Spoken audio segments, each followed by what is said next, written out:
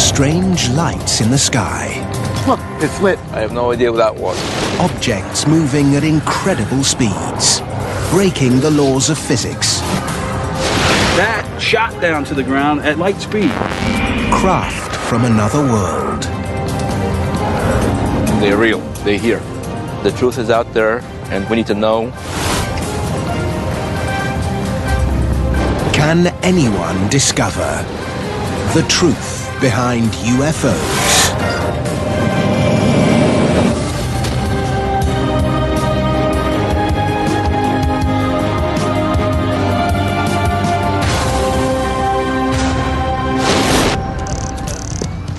January, 8 p.m., Winsted, Connecticut. What the hell is that thing? Shoppers in a downtown mall spot something in the evening sky. It's moving. You got it, Pat? The event, like so many nowadays, is recorded on mobile phones. Unbelievable. It's posted onto an internet video sharing site. It's the latest example of an unidentified flying object, a phenomenon that seems to defy explanation. I don't know what it is. Or does it? UFO sightings like this one are reported in their thousands every year, and not just in America. They happen all over the world. No airports around here at all. It's unexplained. From Rio, London, Paris and New York, UFOs are a global phenomenon, a global mystery. For the past 60 years, Whoa, I'm getting a series of lights right there. I got it. wherever and whenever unidentified flying objects have been spotted in the sky, they've hit the headlines. Right now, the biggest thing on YouTube is the Israeli UFO, which was UFO on top of a sacred temple. Is that UFO? Amazing. Holy. And you can see it sitting on top of it, and then it just shut off at light speed. I looked at a video many times. I think it's real. UFO sightings like these fire the imagination of enthusiasts all over the world We've seen them in Mississippi like this, but never. and fuel investigations to discover what these mysterious objects really are.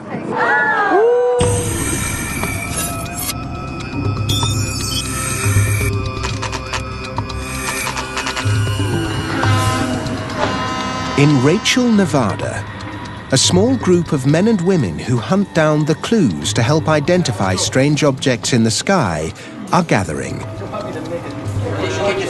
Leader of the pack is Alex Podovich. We actually hunt UFOs. We have regular meetings that we go out in the field, and we set up our equipment and cameras, whatever we have, and we watch the skies. And sometimes you do see very strange things in the sky. Unusual objects in the sky like this are what these guys spend hours analyzing.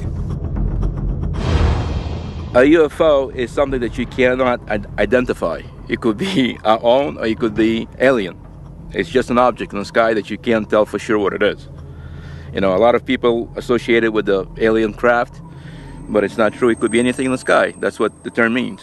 It's just a phenomena that does not go away. It's kind of like a snowball, and it just gets bigger and bigger. And it's very enjoyable. Pat Travis knows all about UFOs. She's the owner of the Little Ailey Inn in the Nevada desert, the unofficial capital of ufology. It's a mecca for UFO hunters for a good reason. There has been a lot of sightings of craft, of phenomena that no one can explain. There's been craft that have done maneuvers so fast that it's unbelievable. I believe that we cannot be the only beings in this entire magnificent universe. It has to be more. I will always believe that. She thinks UFOs are alien, a view held by some who investigate sightings. First of all, they're real. They're here. And the truth is that they created us. We need to know as a human race where we came from, what our origins are. Discovering the truth has been the focus of ufologists for decades, but it's not easy. UFOs are not something called up on demand.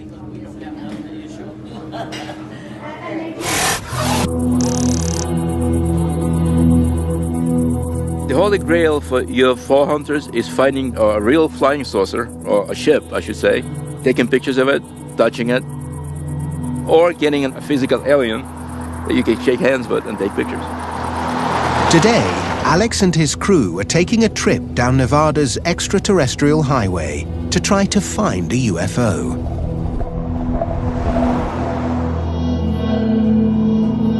It is always an excitement to go out on a hunt. It's another possibility that I may find something that I've been looking for so many years. We are driving towards the mailbox, the infamous mailbox. They used to be black, and now it's white.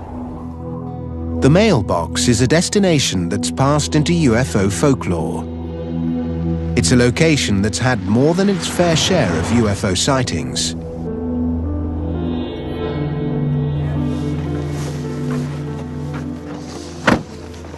This is the famous mailbox, the white mailbox. And these are the UFO hunters. They'll be with us here tonight. Hopefully we'll find something up in the sky. You guys need any help? This UFO hunt is a challenge that's brought the group in plain sight of the security forces that monitor movement around one of the most secretive places on Earth. A US Air Force operating location near Groom Lake, Nevada. Better known as Area 51.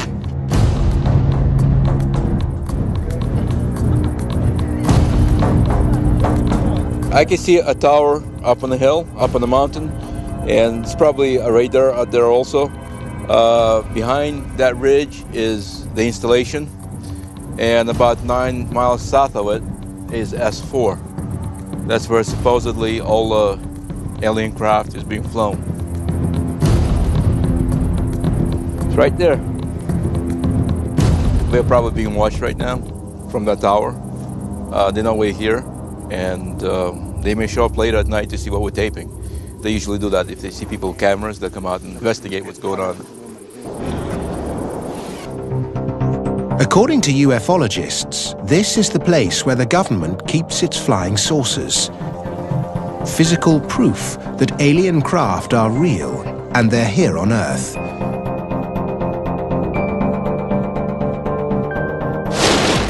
The incredible claim made headlines in the late 1980s, thanks to this man. I'm Bob Lazar. In 1988, physicist Bob Lazar told friends he'd seen flying saucers when he was working on a top-secret project at Area 51. There is physical evidence which proves that there is life elsewhere. Bob's job was to see if he could reverse engineer this propulsion system. Now remember, this is the... John Lear's been a friend of Lazar's for over 20 years. He was one of the first he told about seeing America's flying saucers. I met Bob Lazar in 1988, and the first thing he said to me is, "I saw a disc today." And I'm sitting here writing, and I thought, "What?" He said, "I saw a disc today." And I said, "Theirs or ours?" He said, "Theirs." But that vehicle is a disc, which is generally referred to as a flying saucer. And he told me that when he first saw it, there was an American flag on it, and he thought, well, this explains everything. We've got saucers, it's ours, we developed it. That's where all those rumors are coming from. But then he got to see inside of it, and there was little teeny seats, which were just about this big. And that's when it became all too clear to him that this was an alien craft. The admission by an Area 51 insider caused a media storm. Flying saucers were real and being hidden by the government. What they do is pump protons into the 115. It's my opinion that nothing we have developed has been without ET influence or technology. If UFOs and flying saucers are real and being kept in secret bases in the Nevada desert, it begs a series of questions. What are they for? And where and when did America get its hands on them? The Las Vegas UFO hunters are out looking for UFOs. They've gone high-tech. They're using a sensitive array of infrared and low-light cameras in the hope that it will help them capture images of unknown objects in the sky. This equipment is generally used for surveillance in very, very dark environments. Some of them use existing light. They can operate even from starlight. The other one is a traditional green night vision camera, which amplifies light. So if anything comes from that direction towards us and it emits light, we'll see it. Even before the cameras are up and running, Alex spots something in the sky. You can see the contrail, and that looks like probably an F-16. What do you think we're going to see out here tonight? Well, I'm hoping to see something that was engineered back, reverse engineered from alien technology. Almost ready. Almost there. If you had the infrared, we may be able to see some things that we can't see with our eyes. Maybe they're still supposed to be seeing. We're not supposed to be seeing. So that gives us a chance to look behind the veil. Is this legal? Yeah, it's perfectly legal. Okay. You're on public land. Okay. If you get arrested, you don't know me. If a UFO is spotted, the hunters have the equipment to capture images of the craft in intricate detail. If they do, it will be a huge moment. We need to make it work. These are our eyes tonight. Well, that was close. Hopefully we'll see some strange lights up there that move in kind of a zigzag way or moving really fast. Look over here, this way. I hope to see a spaceship, actually, if it's possible. In the darkness, the hunters spot something off in the distance. Is that thing right over there? It's too dark for conventional cameras to pick out. But what about the low-light ones? It was just moving. It disappeared. It dropped like a stone right over there. Oh, it was a big light. Oh, that was beautiful. Look, it's lit. Right there, right there. You see him? He's orangey red. 1 o'clock.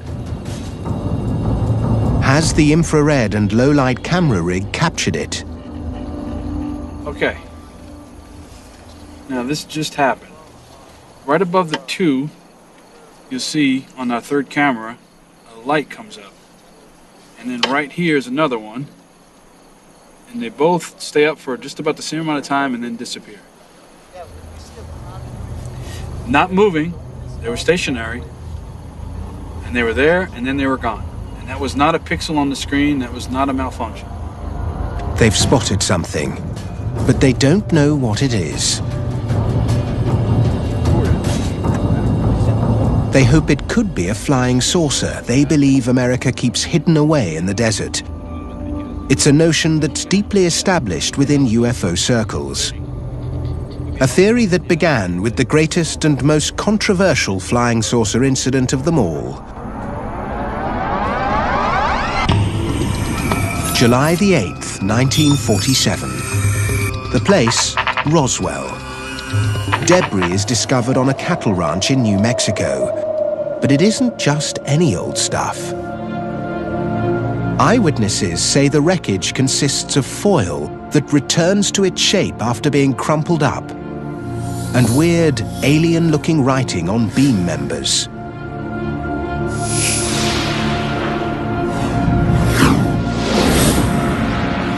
A UFO legend is born. But in a U-turn 24 hours later, Roswell's flying saucer is claimed to be a weather balloon, and a controversy has raged ever since.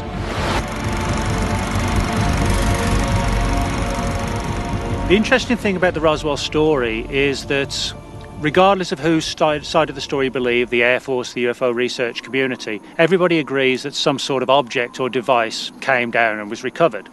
Now, the big question is, what's being covered up? But do you still get a lot of interest? I mean, do people still come out here and want to know what happened? There's still a little interest. People still come. Nick Redfern is just one of many who have investigated the most famous UFO case of them all. So, Eddie, we're pretty much at the crash site right now. Can you kind of explain? I think one of the main reasons why people are so interested in and fascinated by UFOs is primarily because there's always a yearning for people to look for mysteries. You know, people love mysteries, whether it's UFOs, the Loch Ness Monster, Bigfoot, ghosts. People love a real-life mystery. And I think when, as I do believe with UFOs, there is a genuine mystery, that makes it even more intriguing. No physical proof that a flying saucer came down in New Mexico has ever been produced. But the rumors that one did began a modern mythology.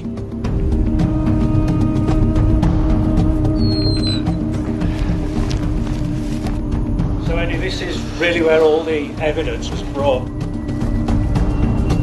What happened was that when flying saucer sightings began in '47, it was something totally new. Never been seen before, so people were fascinated by it. The Roswell UFO incident set the scene for an incredible explosion in sightings across America. Over the next 50 years, UFOs grew into a global phenomenon. And now, the reason why is about to emerge.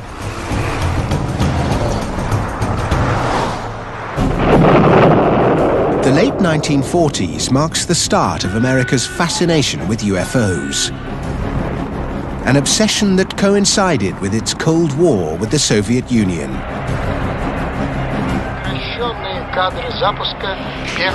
It was a period when America started seeing a lot more unidentified flying objects. The biggest trauma for post-war America in the 50s was the appearance of Sputnik in the sky. Once you get a space race starting, you begin to get this huge rash of UFO technologies being sighted. The atomic age and the space race fed an increasingly popular sci-fi genre. And soon America was awash with B-movies featuring UFOs and invaders from outer space. With films like Earth versus the Flying Saucers or The Day the Earth Stood Still, you begin to get an absolutely clear interrelationship between the kind of sightings that you get in the real world and the B-movie flying saucers of the 1950s. In the 50s, this popular culture became reality. UFO sightings were on the rise. And the US military refused to acknowledge that they were responsible. The recent sightings are in no way connected with any secret development by any agency of the United States. But that's not true.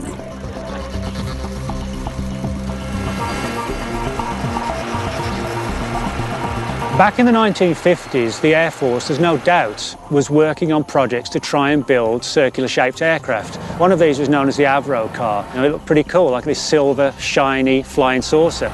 At the height of the Cold War, both the Soviets and Americans were building experimental machines they hoped could win global supremacy. America's Avro car was one such experiment. It's a very sexy-looking machine with a bubble dome. Never went higher than a couple feet off the ground, despite having about 3,000 horsepower. The Avro car inspired Paul Moller, an engineer, to build his own version of a flying saucer.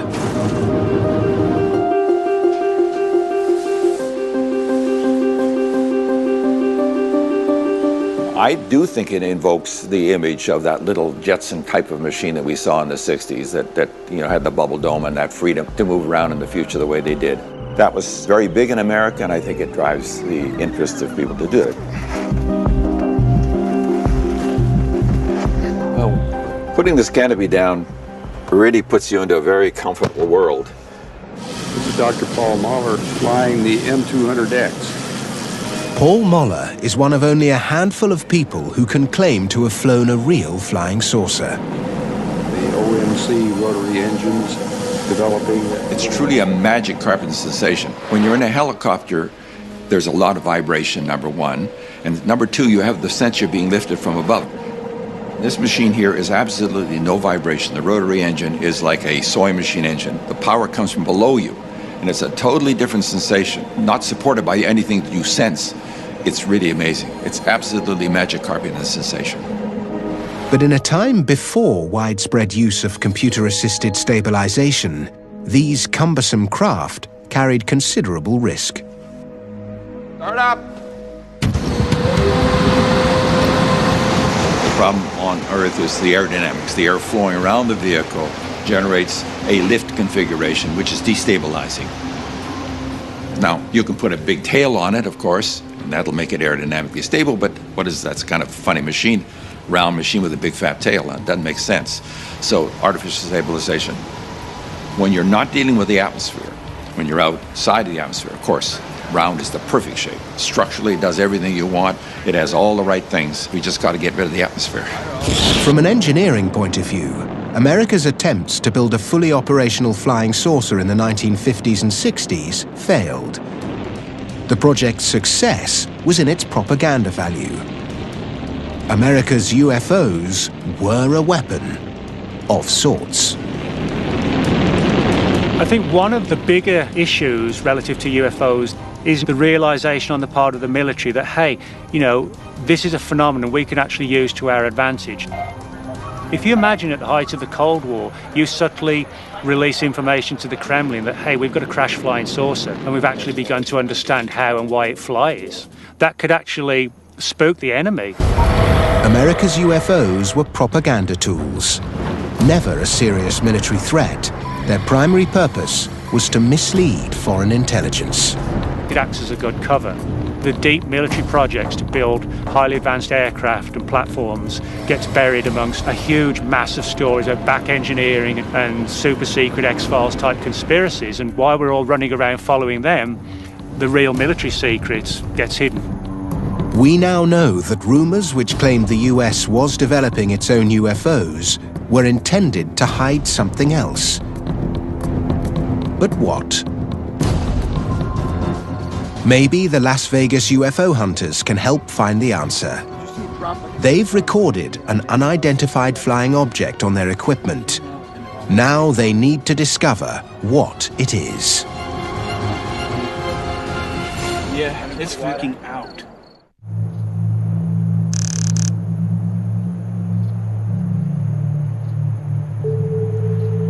Peter Merlin knows a lot about what goes on in the sky over the desert.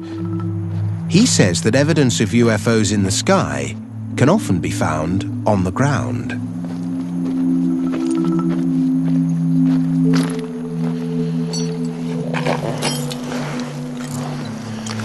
One of the things people see around Area 51 are strange configurations of lights in the sky, glowing golden orbs, things like that. A lot of the time they're seeing these things. This is an Air Force anti-infrared flare. It provides a heat source to decoy heat-seeking missiles. And they look very strange to people on the ground because they seem to hang in the air or move in strange ways with the air currents while glowing and sputtering. The deserts are littered with thousands of these things. These account for a lot of the unusual light sightings in the night sky over Nevada. But Las Vegas's finest don't buy that explanation of what they've seen. They think it doesn't fit. It moved. That light moved. Right there. Yeah, I see it. Yeah, it's on. It just faded out. You know, there's a lot of military aircraft up there right now. They're doing the exercises and they're dropping flares. But don't flares fall down? That one did look like it fell, but it was, flares float down. That's the nature of flares, is so it illuminates an area. They float like this. That shot down to the ground at like light speed. I have no idea what that was. Did it again. Look at that light, how it moves. It's coming back. I'm gonna rewind it right here. It's right here. I am freaking out. Nothing moves like that. That's strange. So it's sort of half imagination. What the hell was that? Was that a bomb? Probably. You sure? Yes, I think they're targeting your car, your vehicle. That's not funny, dude. The experienced UFO hunters are stumped. They've spotted an unidentified flying object over Area 51. But people like John Lear aren't surprised by sightings like these. They maintain there's a simple explanation. There is nothing that we have developed that hasn't been influenced by ET. They've given us everything. From Roswell, we developed such things as transistors, fiber optics, and things like that. Have the UFO hunters seen one of the reversed engineered UFOs Bob Lazar talked about in the late 1980s?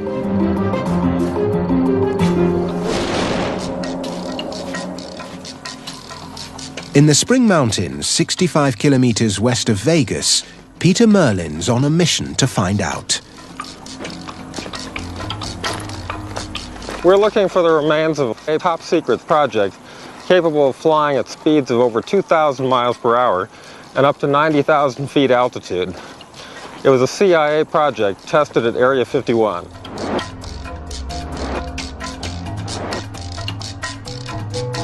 The question is, was this project based around UFO technology?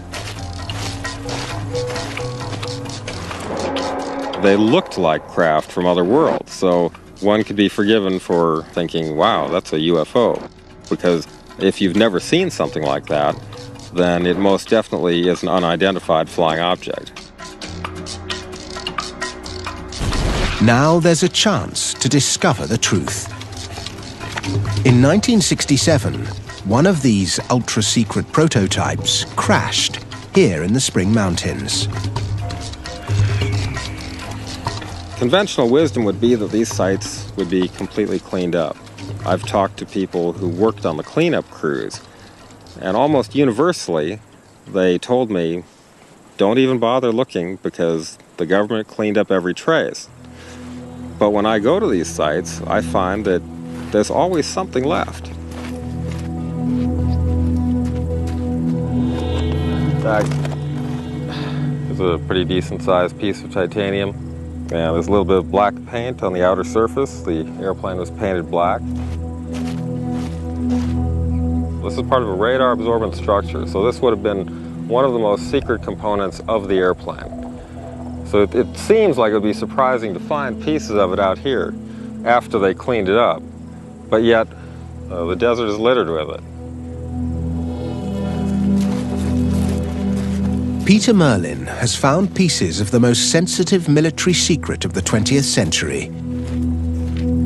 It's not alien, but to the Soviets at the height of the Cold War, it might well have been.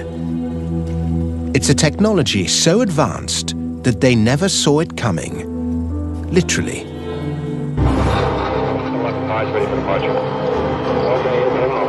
America's stealth aircraft, introduced in the 1980s, changed the rules of aerial warfare. Exotic in looks and performance, these ultra-modern aircraft caused a flood of UFO reports over the Nevada desert. But stealth aircraft can't possibly be responsible for all UFO sightings worldwide. What strange craft triggered the others? Now, with modern technology, it may be possible to figure out what they are and where they come from. In today's world of high-tech gadgetry, machines that perform the simplest of functions can often be mistaken for UFOs. This is an aerobot. It's been designed by Paul Moller, the man who built and flew the M200X flying saucer. Well, the Here, what I'm flying here is a vehicle that was designed for bridge inspection. It's a serious problem. How do you get up and inspect bridges or not risking somebody's life in the process of identifying cracks in the bridges? The US Air Force has used these experimental machines for aerial surveying tasks. It's an unfamiliar technology. These are exactly the types of objects that draw public attention and could be mistaken for UFOs.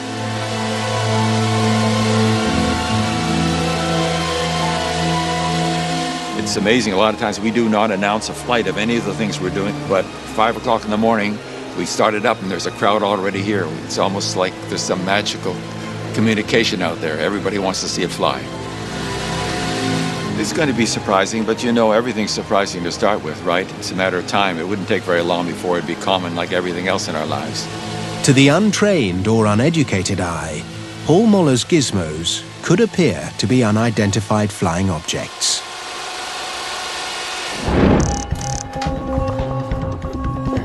But figuring out what it is that people really see in the sky when they report a UFO is the job of this man.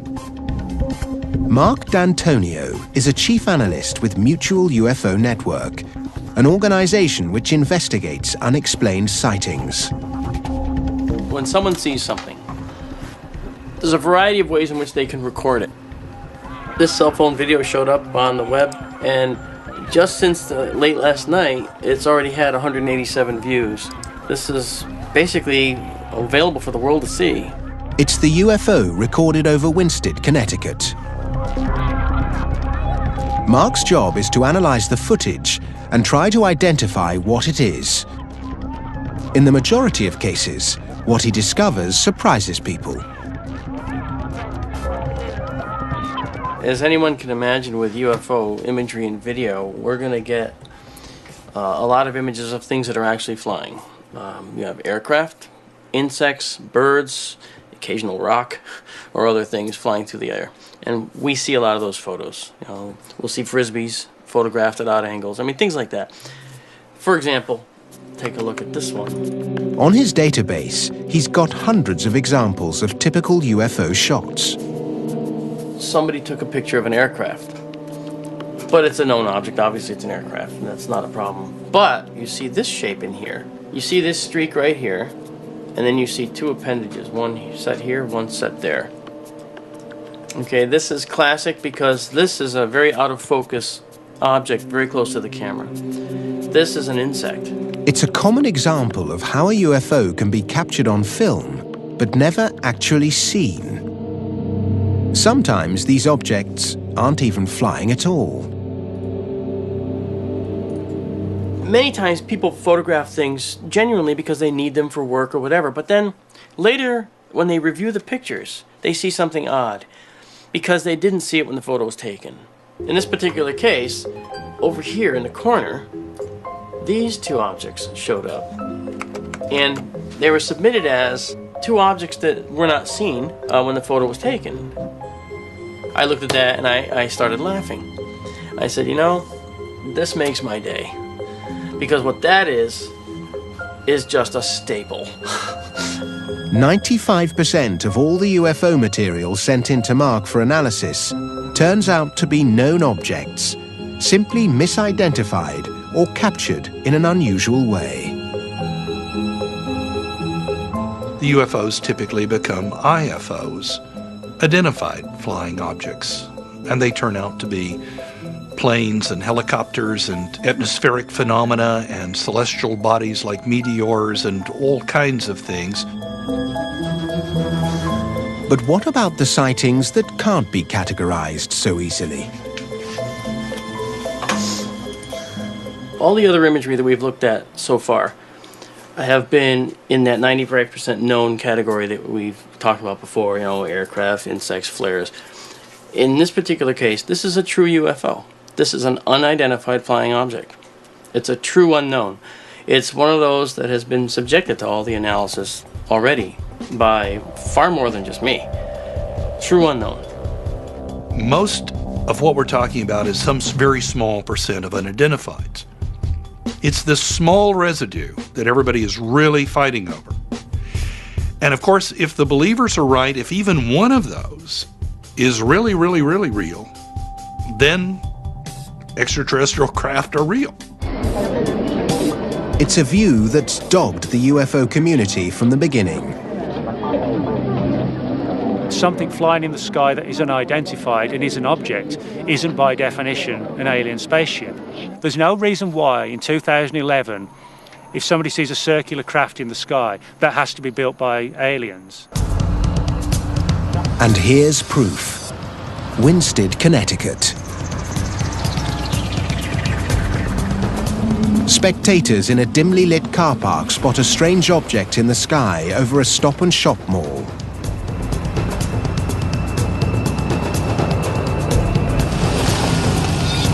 What the hell is that thing? It creates a stir. The sighting is recorded on camera phones and is posted up on the internet within hours.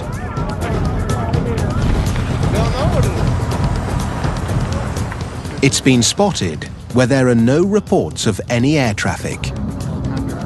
There are no blimps or advertising craft in the vicinity. To all present, it's an unidentified flying object. Unbelievable. The problem is that as the technology advances, it becomes easier and easier to hoax things that look really good. Whereas, say, 30, 40 years ago, a good UFO photograph may actually have been a real UFO photograph because it was hard to fake.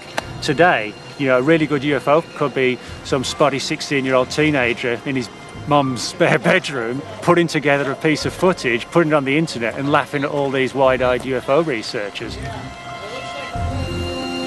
seconds. Okay, coming in. This UFO is a hoax. Good. Connecticut's latest flying saucer sighting started life in a basement workshop a little over 24 hours before. Okay, lights. Good, there we go. One there. It's an experiment thought up for this investigation by MUFON analyst Mark D'Antonio. There's so much available off-the-shelf technology that allows you to put together a craft in no time at all that people can misidentify. It makes our job very difficult in trying to discern what's real, what's not, because the unknowns are out there, and that's what we're after. But this isn't a case of the gamekeeper turning poacher. Mark D'Antonio is on a mission. It's this guy. I think it's really critical that people understand what types of things they are seeing in the sky, whether it's a meteor or it's a four-bladed quadcopter with lights. There's thousands of these out there now, thousands. We have to show people what these are because too many people are reporting these and then think they've had a life-changing event, when in fact they were looking at someone fooling them. We want to raise that public awareness. That's very important. And we want to expose the hoaxers for who they are and show with this how that works. It's pretty neat. All right, here we go. Okay. The Winsted UFO sighting has been explained. It's one of the 95% that are. But what about the 5% that remain unidentified? Doug Wilson is at the sharp end of UFO sightings. He's a field operative for MUFON.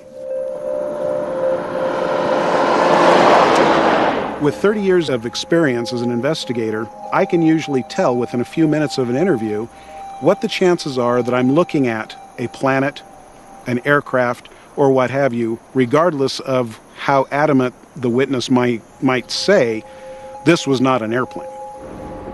Do we have a case where you can honestly say I've exhausted everything and yet I don't know what it was? It happens. In such cases, Doug knows why a lot of people instinctively make the link to outer space. I think people do feel the need to have an explanation for everything. We've got Star Wars, Star Trek, any number of science fiction that people look at and they think automatically outside of the Earth. And so if you don't give them an answer, they will come up with one on their own. And frequently it is extraterrestrial. Blockbuster movies and hit TV shows may have kept our appetite for UFOs alive, but it's been the lack of disclosure and sightings that defy explanation that really fuel our search for answers.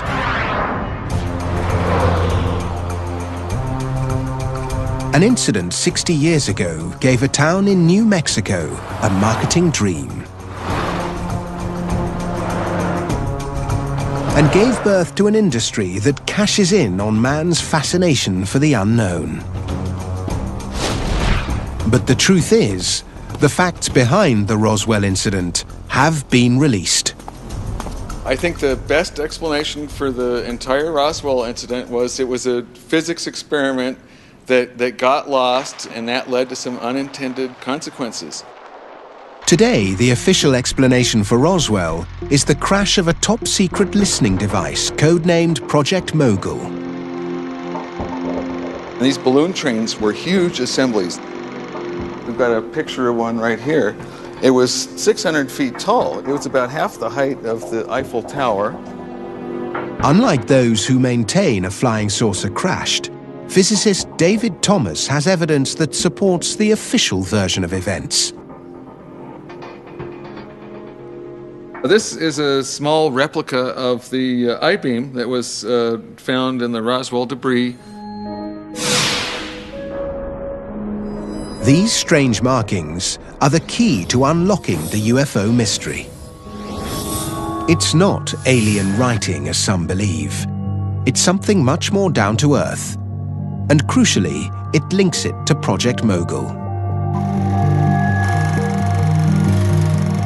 They were made for the Army Signal Corps by a toy company in Manhattan called Merrick Manufacturing. And the reflectors were a little flimsy, and when the Army Air Force said, can you make them stronger, they applied some tape they had sitting around the toy factory. And this tape had these strange, colorful, sort of hieroglyphic symbols that could have been interpreted as alien writing. It's exactly the same design described by eyewitnesses. But instead of being alien writing, the truth is, it's toy wrapping tape. Despite the evidence, it isn't enough for some people. 60 years of speculation can't be swept away so easily. No one's going to hide a weather balloon coming down. There's no point. And even a mogul balloon, there are examples of mogul balloons coming down elsewhere in the US in the summer of '47. They weren't subject to stringent security like the Roswell event was. So I think for me that rules out a mogul balloon. The real truth behind the most famous UFO of all time may never be universally accepted. But the facts reveal that in the vast majority of cases, an explanation for most UFOs can be found. Simple misidentification, atmospheric conditions, hot air balloons, hoaxes, even staples can all become unidentified flying objects. But the question remains, what are those that stay unidentified? There are those people who understand that while there are a lot of mystery lights and things happening in the sky, some of them of a perhaps clandestine nature, there's no good evidence that any extraterrestrial craft is visiting the planet Earth. Believers will still hunt for the evidence. Light speed. That one, the last one, it's right here. In my opinion, the truth behind UFOs is that, first of all, they're real. They're here. Roswell, New Mexico. Something did crash, and I do believe that I was a alien spacecraft. But for those of us who just look to the skies and wonder, 80 to 90% of all UFO sightings are explainable. But as a rational person trying to keep an open mind, I would have to say that there is no reason to believe that aliens could not be here. It's kind of like people's belief in God. You can't prove it, but you'll be damned if you'll deny it in total. Brand new The Truth Behind explores the legend of the Loch Ness Monster at the same time next week. Stay tuned for a hunt for aliens.